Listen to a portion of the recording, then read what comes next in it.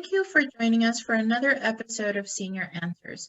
My name is Maria Madrid, Director of Latino Services at the Colorado Gerontological Society. Today, we bring you episode 3 of Elder Abuse. Our guest, Pat Cook from the Colorado Gerontological Society, will provide us with very important information on neglect. Pat, thank you for sharing this information with us. Thanks, Marie, for all your help. All right, hello, folks. So we're going to take session 3. We're going to concentrate on the whole world and conceptual framework around what does neglect mean. And then I will be taping in the next couple of weeks, part 4 to tie part 1 through 3 together and next steps. So if your staff do all 4 parts, they will meet the initial training and the yearly training requirements for the assisted living industry. So if you need to contact me, this is how you get a hold of me. So neglect, it comes in what we call general languages or general concepts, and we're going to be talking about these areas. So sometimes neglect comes from a trusted person. We see this sometimes in marriage, or we'll see it with children taking care of seniors, or adults taking care of kids, or disabled adults being taken care of by family members. So that's what a trusted person means, is that in their life, this is a person they trust to help them. We also have a rule called trusted person of authority.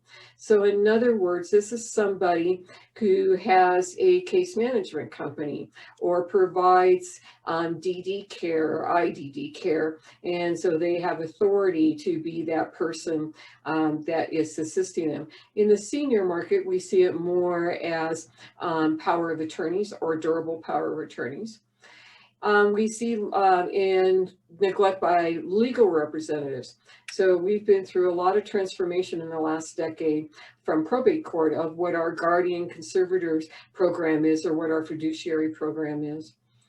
The big one, that's the hardest one, is self-neglect.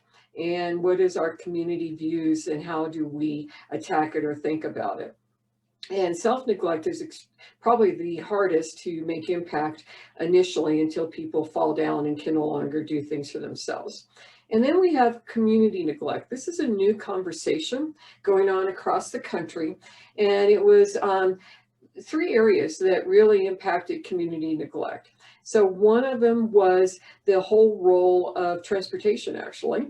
And so the community was neglected because there was no public transportation. The second lane that came into it is the community was neglected because there was no grocery stores. So they're called food deserts. And then another type of community neglect was the lack of equity housing or inclusive housing, or they would take a whole neighborhood down by gentrification. So community neglect is a new social term that we as a nation are having to at least starting to have better conversations and discussions about. So in part 1, we started the conversation, what's the statute for elder abuse? And we talked a lot about financial exploitation and that impact. In part 2, we went on and we talked about the whole role of assault, domestic violence, physical assault, sexual assault. We looked at state statutes and fines and what did that mean and how did we pursue those? Both in financial exploitation and in sexual assaults. We also have other laws that impacted and the ability to have multiple charges placed against perpetrators. In part 3, we're going to look at the word neglect. And so again, to reiterate, we have concepts in the social world, the ethical world, and the community attitude or bias of how neglect is perceived. We're starting also to have more national discussions on social values and acceptance of culture and inclusion of our cultures. And as you well know, the last few months, that has been pretty forefront. And this last week, it's even been more forefront with attacks on our Asian communities for no reason. So the federal definition of neglect is the inability, either physical or mentally impaired, to perform essential self-care. This can include the inability to do daily necessities such as food, clothes, shelter, or medical care, or to manage finances that impact those very same things. So we have had many, many cases over the years, and some of them were pretty strange and very difficult to even understand how people got in a situation. For instance, one of the cases I'm thinking about is a gentleman that elected to go live as a homeless person, multimillionaire. He elected to go live as a homeless person, let all his utilities at his properties be shut off and discontinued. And so therefore, if he did go home for some reason or another, he had nothing to work with. But he chose to live as a homeless person, and therefore he was not considered self-neglect because he made this choice. It was extremely hard to swallow, and it took a lot of work to try to get this guy back to a midline. Okay. So environmental self-neglect is unsanitary living conditions. We've had some very interesting cases in Denver alone. We had one man that decided that he needed chickens. So you're allowed to have 2 chickens in certain zip codes in Denver and up to 10 in other zip codes, but in his zip code it was 2. He had over 100, and it was very foul odor, and they were running loose, and they'd get out of the yard and they would run all over the neighborhood. And then there was piles of trash, and then we had all kinds of other pestilent issues. And then his house was totally trashed out. He had no plumbing, no water, and only had candles for electricity because he was spending his money buying chicken feed, but never ate a chicken ever, or the eggs. So like I said, unsanitary, and that took about 6 months to work its way through and figure out how to help this guy. We've had unsafe living conditions, again, the plumbing, heating, air, ventilation, a home falling down. And then in other situations, we've had neighbors call about unsafe living conditions because the house doesn't match the new build. So this one thing I'm thinking about happened in an upper neighborhood in the center of Denver, and there was 2 old houses from the 40s still standing, and the neighbors were calling every day, filing complaints and creating a lot of stress and havoc on these 2 seniors that lived in these houses, because those houses were built a long time ago and they definitely did not come close to the new build. So they did not have unsafe living conditions, but they didn't have community agreement. Lack of food in residence. We see that fairly often. Inadequate or unclean clothing, or improper dress for weather conditions. We had a situation where the lady only had summer nightgowns and no shoes, no coats, no winter clothes. And so again, that was a self-neglect case. Lack of medical aids, hearing aids, glasses, dentures. We see that fairly often. And then unpaid bills or liens, multiple liens, utilities off, their money being taken from the bank, from collection agencies, those types of things. So that impacts the environment when you can't pay your bills.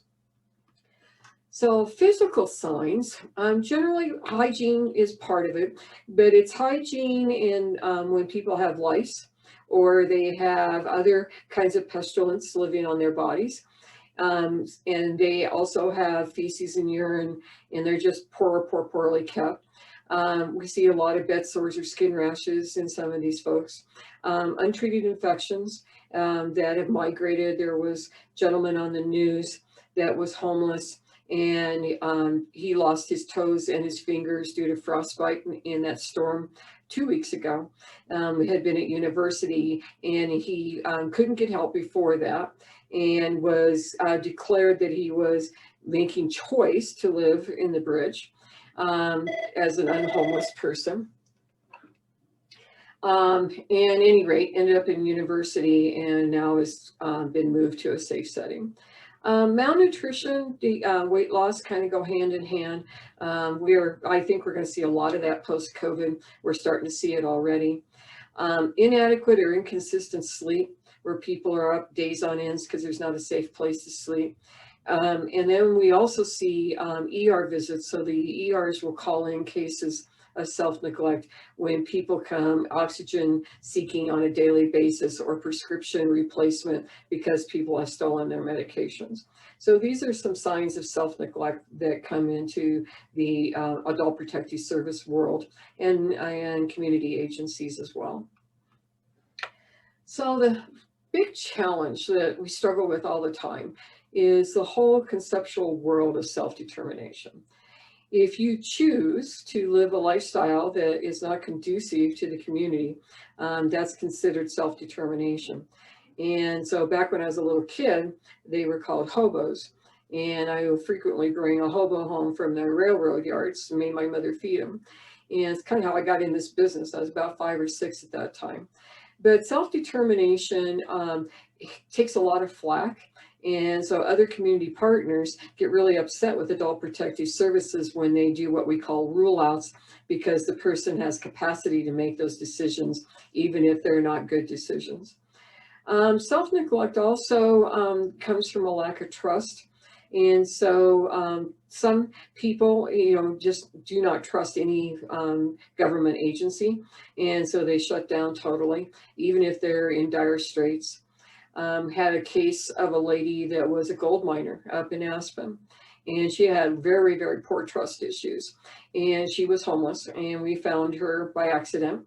And so with, letting her fail and things get worse, I finally talked her into living in assisted living, and she was in her 80s then. She stayed there about 3 years and then one day walked out, and I have no idea what happened to her. But her trust issues got in the way of good common sense.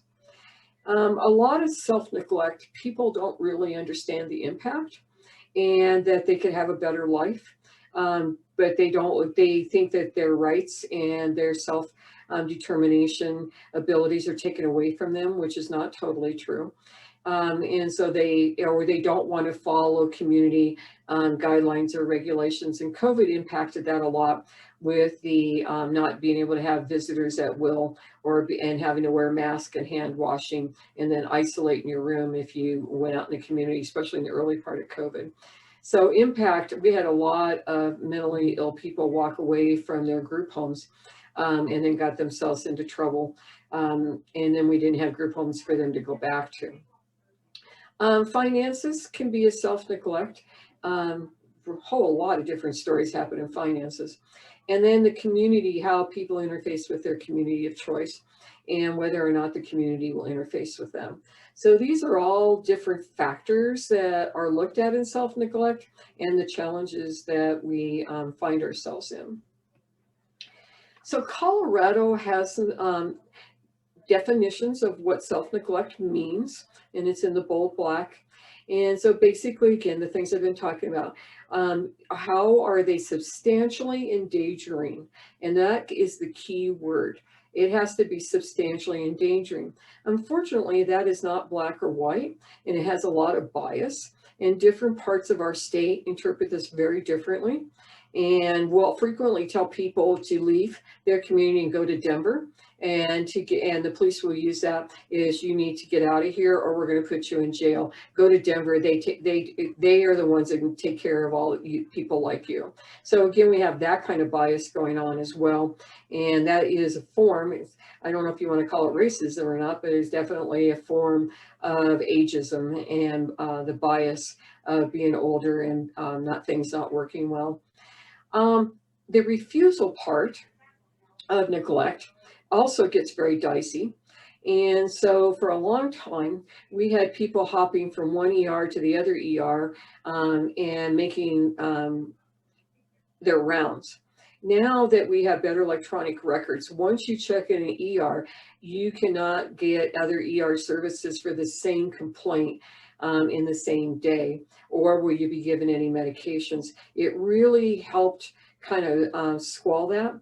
Where we've been struggling, especially in the last year, is the oxygen.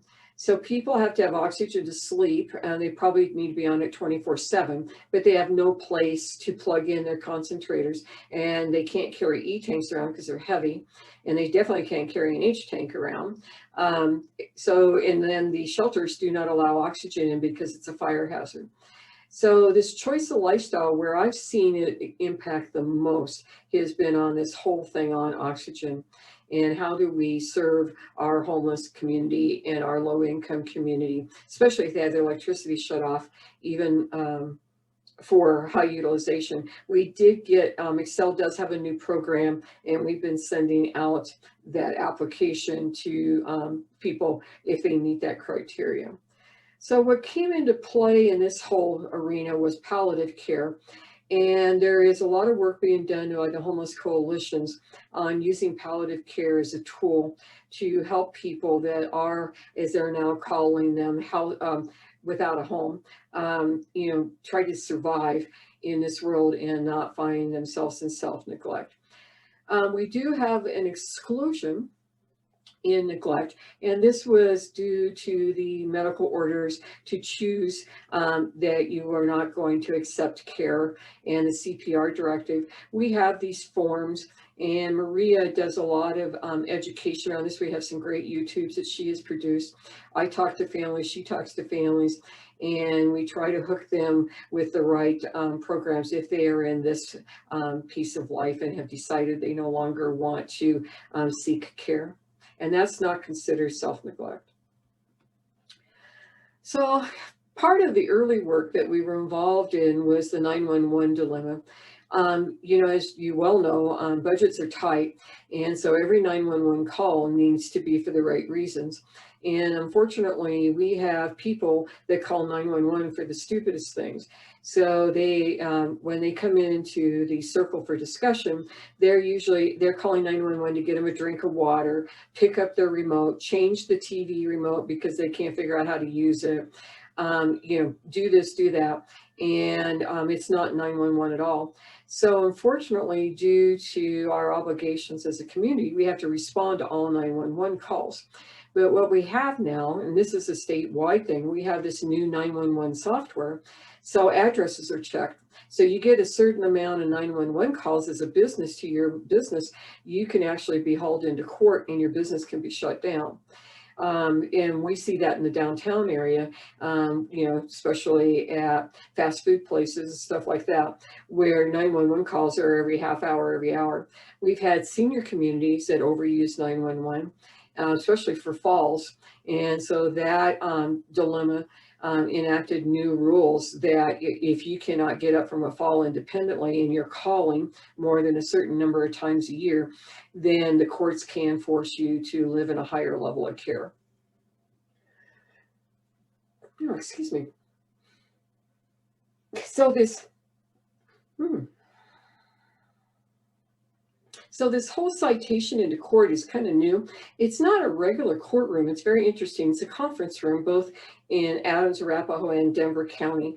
And so they asked the person that's calling 911 to appear. Well, of course, they're not coming out of their house, so they're not appearing, right? And so they figured that out fairly quick. And so they're able to send the court visitor to the house with the appropriate tools, and they can do a Zoom type meeting now and have this discussion with the senior and then start declaring competency. So 911 calls and 911 tracking has been a really good positive tool. The other part of that tool that's kind of interesting is in non-Denver areas, like the rural areas, is a GPS. And so this is on the volunteer fire departments, and they've been able to track theirs through their GPS, and that's how they're tracking their 911 right now until they get up on the statewide system. So we've been having quite a few talks about the legal, medical, ethical, and social conversation around 911 and what is the future. So one of the things that is happening at the moment is that prior, when 911, they would send out a police car, a fire truck, the EMS truck, ambulance, sometimes a fire chief. I mean, sometimes there was so many professionals, it was, pretty overwhelming. So they've improved their algorithm system of who they send out.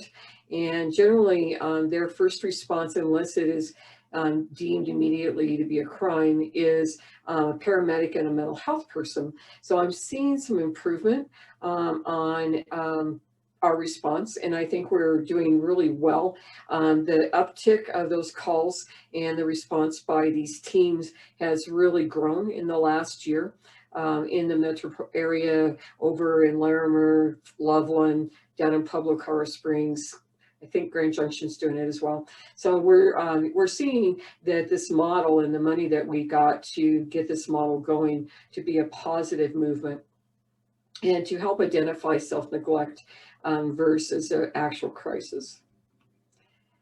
So in another part of neglect is caregiver neglect. So a caregiver is a person that's responsible for the care of that adult. It's a legal relationship, or it's a family relationship, or it's a friend who has taken on the situation and is living a lot of times with that elder.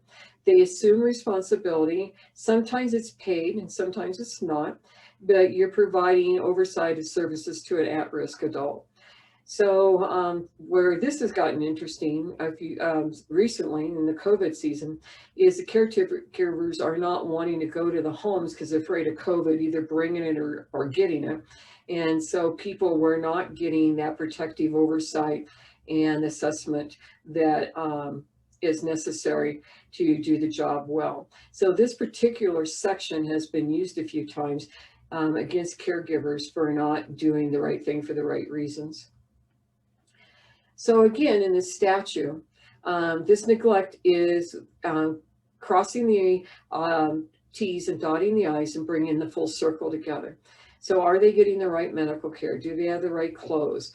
Is the isolation so bad that they're doing behaviors that are detrimental? Are they not talking to their doctor because they don't have the technology or the desirability to use telehealth? What are the things that is putting them at self-risk? It doesn't mean that we're going to be able to go in and fix everything.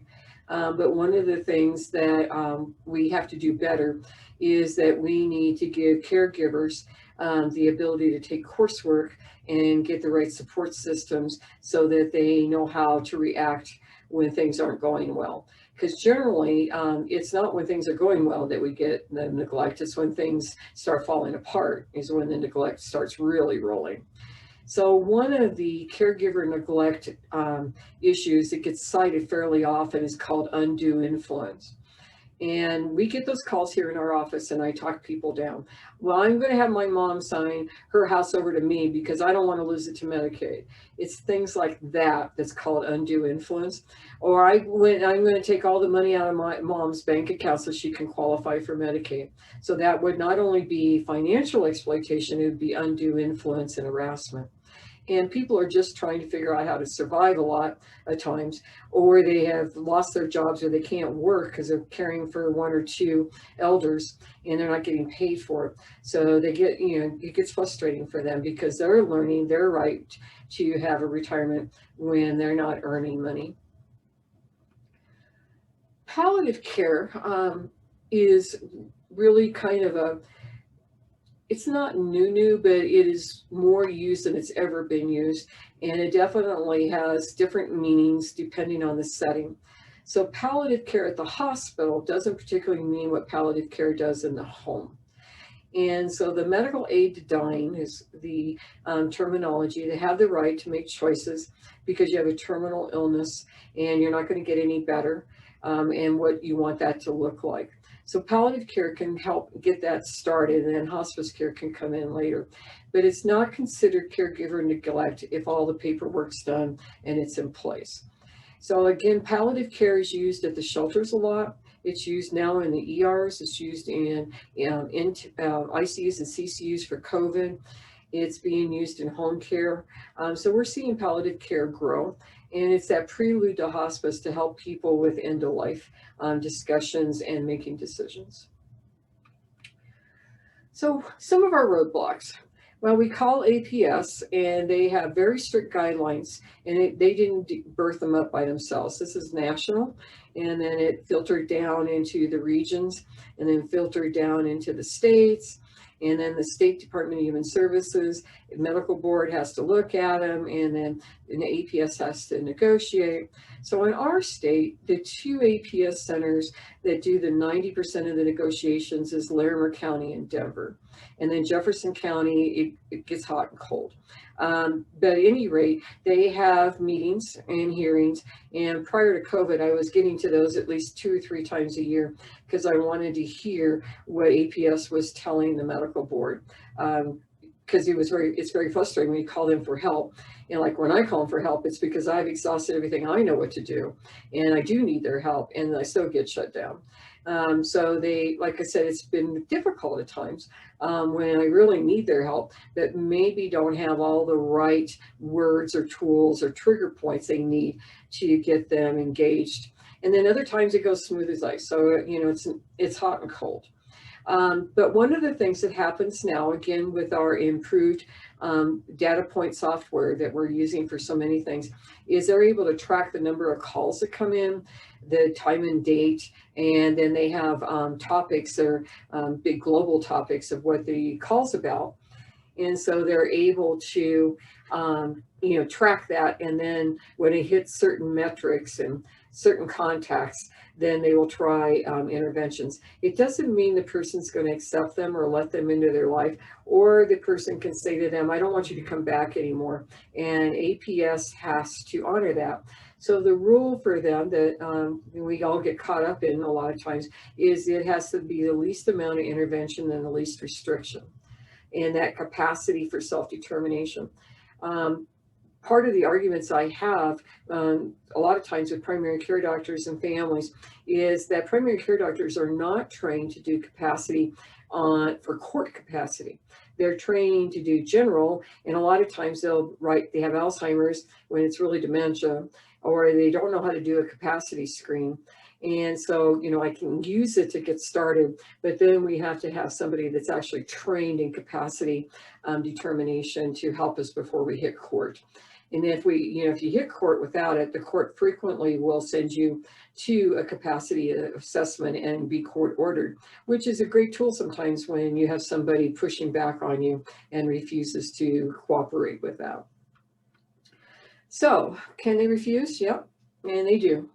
They refuse to talk to the staff, they refuse to answer their phone, they refuse to let people in, or they tell them not to come back. Now, if there's a guardian in place, they don't have that voice. So the APS can petition the court for consideration of the guardian and the client to do an assessment for safety. It's called a welfare check, a court-ordered welfare check. And that tool is used quite a bit more than the public knows, but it is a time that APS can get engaged in the conversation. So sometimes APS will take the least amount of interference as possible, and they will fix a situation and then wait for the next situation to arise. And that's okay with me for some cases. In other cases, it seems like we're back in people's lives and it's the same people over and over again. So the refusal regulation is, again, the client can do it, or the client consent is revoked, okay? Or the court says, no, you don't need to be involved anymore and cancels it. We've seen all of that happen. Usually it's the door, the phone, they refuse to have a conversation. And so they don't want to have this engagement, and things are no better or no worse in their lives.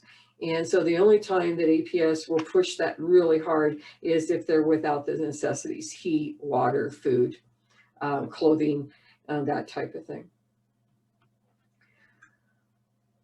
So I get a lot of calls from families and friends saying, can we do something? So-and-so goes to my church. She's had multiple falls in the last 2 months.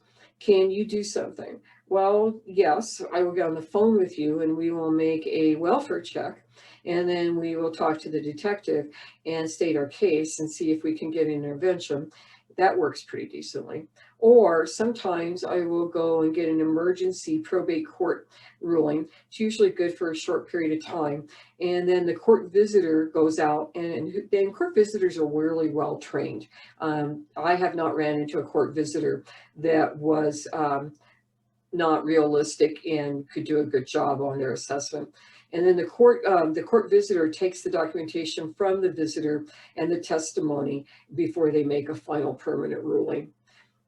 Sometimes people get better, and the court visitor will say this person, because now they're eating and they have care in the home and their house is cleaned up, that they're safe again, and the court will suspend the emergency orders. And then I've had cases where the court says, we will review this and come back together in 90 days and see how it's going. If any of the following conditions change, please call. So we were very blessed in Arapahoe County to get a new judge in probate, and she really took it to heart, and she went and took national and local training, and she really used that order a lot. And so in Arapahoe County, we were doing better with emergency requests, and then the follow-up request, and then the permanent orders. So I've seen that system work really nicely. And I've been in other probate courts where they are not really probate courts. They actually have a contract with a probate court. So small communities that don't have enough volume or business will contract to a larger probate. And then sometimes the probate court will put orders in, and then the local court will take them away and dissolve them. So I've had those situations occur. Can somebody else take an active role? Yes. APS's attitude is if there is a willing and capable family member, that's their first preference, and they will support them. And then every once in a while, and we've had this happen during COVID, the county or an appointed person from the county was involved in a case, and then a family member shows up, and they don't know how how this situation got there, what's going on, and they're willing to be involved, and then we're able to connect them, and then the court-appointed ones turn over the role to the family members. But what I try to do is get the family members to go take the classes on what it means to be a guardian and a conservator before they take on that role, because it's just not a matter of saying you'll do it. There's a ton of paperwork that goes with it. We have another role called a rep payee, and we use that mostly in my world at VA or Social Security to get their income, make sure their income stays steady and deposit in their bank account. A rep payee that rep payee does not work at the bank. You have to do a separate payee at the bank. And lately we've been doing more beneficiaries than payee, so that if the person dies, the beneficiary can finish taking care of their obligations and then close the account. So can other people get engaged? Yes. Can multiple people be engaged? Yes. Does it cause confusion when that happens? Yes. Hospitals, it's another interesting area. So emergency rooms and case managers, especially on medical floors, tend to call APS frequently, and it's the hospitals trying to mitigate their risk because they don't want to be stuck with somebody. And if they're stuck with somebody for a long time, they frequently don't get paid. And when they can't do what they call an unsafe discharge, the hospitals do unsafe discharges on a daily basis, send back people to homelessness, send people to shelters, send people to respite care. And their obligation is done the minute that person leaves their doors. And so, again, it's another area that is very difficult a lot of times to cope with, especially for people that work in the homeless arena, and you're trying to get people into a safer situation. So the medical respite is frequently paid by hospital dollars in a program called Hospital Transformation Program, the ones that I've worked with anyway. And then some of them have foundations that sew into that as well. They're generally time limited for about 7 to 14 days, and they've been super full and super busy. Because as I said before, the shelters, most of the shelters, at least in the Denver area and the Aurora, cannot take oxygen because they don't have fire closets and they don't have built-in oxygen systems. So we've had a lot of problems with oxygen needs and utilizations. So the hospitals, they have their own risk management program. They file, they try to get it on the books. And when people show up in the ER or they feel that they're being neglected by the family, and try to get the ball rolling. And then sometimes it continues forward, sometimes it don't. Unfortunately, the APS is not allowed to visit people in the hospital very often. There's a lot of rules around it. And so they have to wait till that discharge, and then it's difficult. And so another thing that's going on right now is the major Advantage companies are having case managers and try to follow up post discharges from ERs and hospitals. And they haven't done a lot of training to them. So we get calls from them, and I help them start learning how the processes work and the things to start following and figuring out, because their instinct's right. It's just that the process has got to be better. As I said before, we've got the mapping tool with 911. We have teams. All the major municipalities have interagency teams now, and they are using these teams to work on situations, including things like code violations or business violations, fire and safety violations. We had a senior building that was the trash had not been picked up for a long time because the management forgot to pay the trash company, and so it was overflowing. So I have another building where the HVAC is acting up, and we're trying to get HVAC repair, and again the management company is ignoring the seniors and saying that they can just move if they don't like it. So that was a case from yesterday. Again, we have 911, we use the interagency, and we help each other. And the cool thing about the group is that we've developed some great relationships. And then the new thing that we're doing is we're partnering with some other communities and starting to get best practices and replications of relationships and how to tackle some of these very difficult neglect cases. So if somebody is actually a caregiver and does neglect them, they are frequently arrested, and there is a legal process goes through. They are also placed on the data bank. It's called CAPS. And so that becomes an issue for some people when they're placed on the CAPS list and they don't understand how they got there. So they can't get job in human service companies that do anything with human services. And then every once in a while, we have a no contact order from the court. I've had this in the assisted living world where we got the no contact order for neglect and exploitation of finances, and yet the people ignore it and do, break in to visit. Had one case in a rural area where the son, who is under a no contact order, crawled in the middle of the night, 3 o'clock in the morning, into his mother's room through the window. Scared the bejesus out of everybody. So, you never know what you're going to get or how it's going to look. All right, so let's review some important things about, if you are calling APS. So one is be more informed, have the demographic information, know your information, because they're going to ask you things, what's your address? I always give my work address. What is your phone number, work phone number? And they ask usually date of birth, which I generally decline. And then they ask Social Security, which I always decline.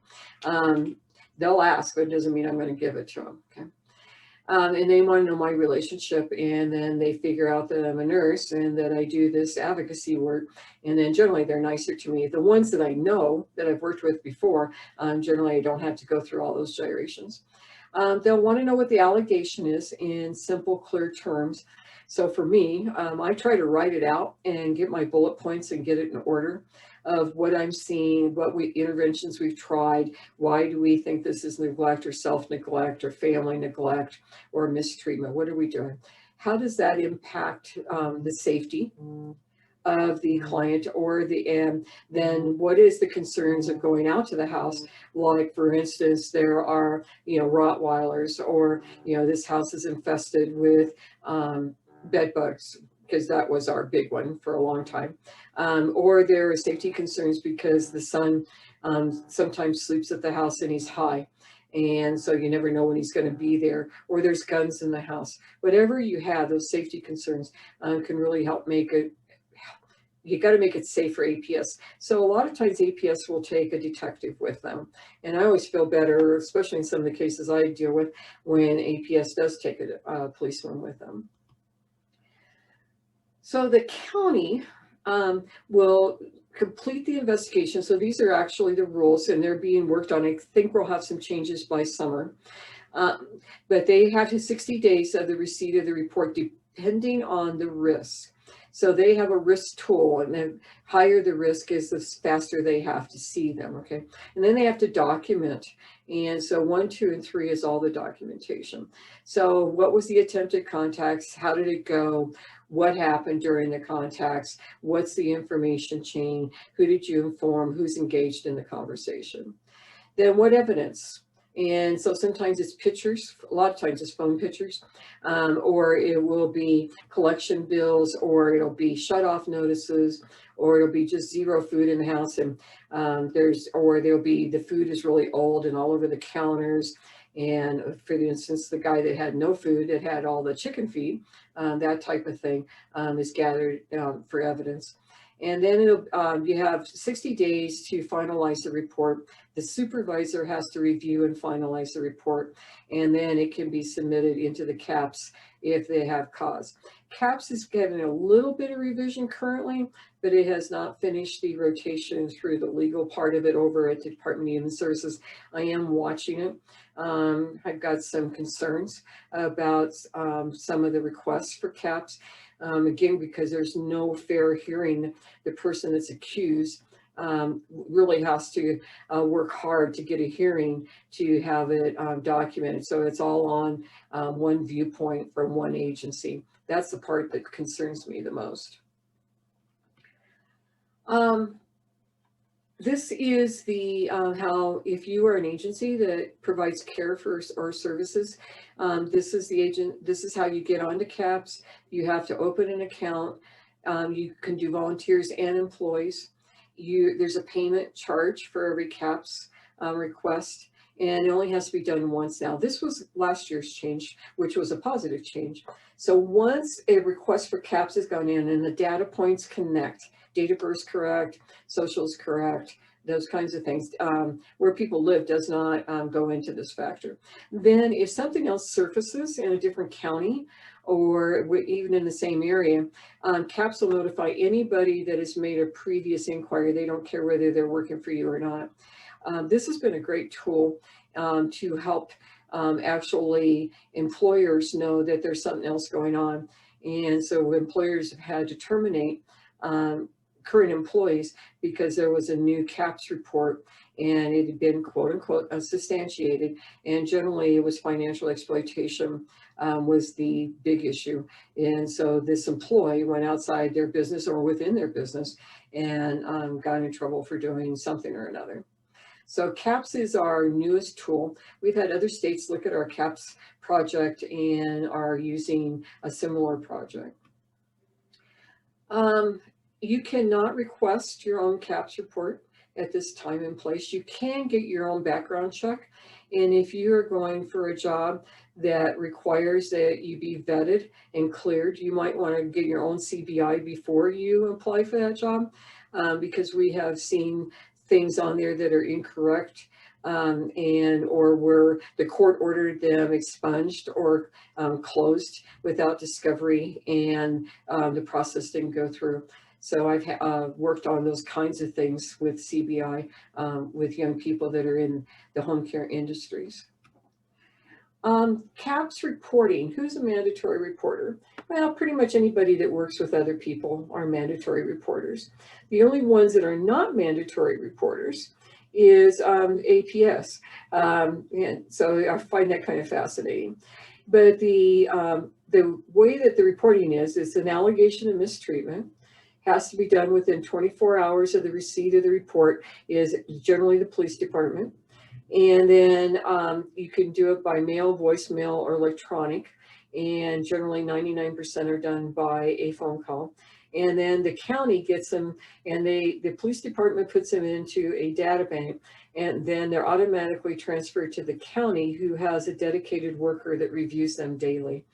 And so in Denver, usually comes in a little after midnight every day. Same thing up in Adams County. And then they review them, and then they stratify to see which ones are going to tackle first, phone, or do they have to make a personal visit or co-visit with the police department. So when you're thinking about neglect, I want you to think about some things. And the first thing is, how in the world did this person get in this situation? What are the root causes? What were the contributing causes? And it takes a long time for people to trust you to tell you their truth. And I know a lot of times it's multiple phone calls and multiple hours is spent to actually even begin to get a clear picture of the situation before you go freaking out that there is actual neglect or self-neglect or caregiver neglect going on. Things that impact neglect usually is money, lack of medical or behavioral health care, crazy preferences that people have, like how people want to live their lives, and then cultural. We do a horrible job in our state on understanding other people's cultures and how they live their lives versus how the average white family might live their lives. I can tell you, I've been doing this a really long time, and I find more problems inside my own culture versus outside my culture. So generally, I can work through the cultural issues with education. And then the other big thing is caregivers. So a caregiver may start with good intent, and then burnout happens, or the finances fall apart, or they have bills they can't meet, or they lose property, or they lose autonomy, or they lose their social life, they feel isolated. So caregivers can literally spiral out of control and get totally burned out in a short order, especially if they're caring for somebody with end-stage dementia. That's probably the hardest caregiving job in the world. So next in self-determination is you have to determine at some level with your professional experience, can they make a decision? If not, we may have to get probate court involved. If they end up in a hospital, like I said, APS may not be able to re-engage until they're discharged. And then everybody's looking to see if there's legal POA and DPOA. In our state, those are not filed with the courts, and many of them are not credible, or multiple people have them. And people get mad at somebody or another, and they say, well, you're not my POA anymore, and somebody else is a POA. Same thing with rep payee. This is an area that there's been a lot of talk for a good 5 years. And I think eventually we're going to have a different way of logging these into the system and make it more like a driver's license type thing, where people just can't willy-nilly assign somebody without it being vetted. And then the next thing we look at is who's going to take responsibility. And as I said, the county, the state likes to be the last on the rung, and they want people to manage their own lives and make their decisions, and then hopefully stay in a good space. If the county takes it on, the county may only contact intermittently, especially if they get things stabilized or they place a person in protective oversight in a facility. And so sometimes when I get people call me out of nursing homes and they want to move, and the facility tells them they can't because they've got a court-appointed guardian, and they ask them how they got that, and then the social worker at the nursing home is trying to explain it to them. Frequently when they call me, they don't have a clue how they got in this situation, and they don't understand why they just can't leave. We have some people that can pay for a private case manager. We have quite a few elder law attorneys that take on clients, or have staff that take on clients. So we have a lot of ways to help people. The hardest ones, again, are our folks that are unhoused. I did want to review quickly that in our reporting structure, if you are taking on a case for any of the three major topics, you do have responsibilities for reporting. and what you can or cannot do. So it's not a blanket ticket to make decisions. You end up filing and getting a court order approval. And some of the big courts like Denver, Jefferson County, Adams County now, they have an auditor that works full-time and reviews all the financial records. And so it's really closed the gap of a lot of fraud that was happening. And one of the famous cases you might be aware of is Bolin from the Broncos, and the feds are engaged. So money transferring, how money was distributed, people that were writing checks just prior to him losing his rights, all of those things. The Bolin case will probably be a law case for a long, long time on this whole structure of conservators and guardianships for impaired people.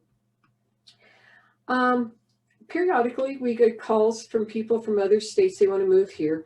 And guardianships and conservatorships do not move across state lines. So again, you have to start over here. It's not always easy, but I have done it. And we have to go all the way from ground one. So what was the original situation there? How did it go? Who got responsibility? Who got authority? And then how do we replicate that? What do we need? What does the court want to need here? And then what forms they want. So it's the big thing, and again, this is where it gets really sticky, is who has the medical authority to make capacity decisions. And this it really upsets families quite often. So in conclusion, self-neglect is a tough topic. It's a tough situation. If you find yourself in it, you'll learn a lot. At least every case I have, I continue to grow. We have to understand that companies and facilities use legal protections to protect themselves. And professionals also have to protect themselves, because if they get accused and they get on the CAPS list, then DORA, who holds their license, may have a board hearing to evaluate whether or not they should be practicing. And this situation I've seen with some nurses who got into a jam with their family members and then almost lost their nursing license. And so luckily we now have a nurse attorney that is able to help these professionals. And then it's okay to call the non-emergent number. You do not need to call 911. Actually, it's better if you don't call 911 unless there's a mental health, or some other really crisis, 911 crisis, and start with the non-emergent number for your county. So finally, to close this, we will have one more closing discussion. I will try to bring it all back into order. And we are wanting to hear from you guys of what other topics would be useful. So please email or call us. We've got several things that we're thinking about, and we would be glad to entertain your requests and see what the community needs might be. So email us on our website. There's info@senioranswers.org. Call either our main number or myself or Maria. She's also willing to take your information and help us think this out, because she does all our IT work for us, thank God. And at any rate, thank you for attending today. I hope this 3-part series helped you start wrapping your arms around the whole topic of elder abuse. Thank you, Pat, for the important information on neglect. Please don't forget to check out the video description at the bottom of this video for a copy of the slides and resources provided by Pat. Also, don't forget to watch episode 1 and 2. Episode 4 is coming soon. Thank you so much, and be well.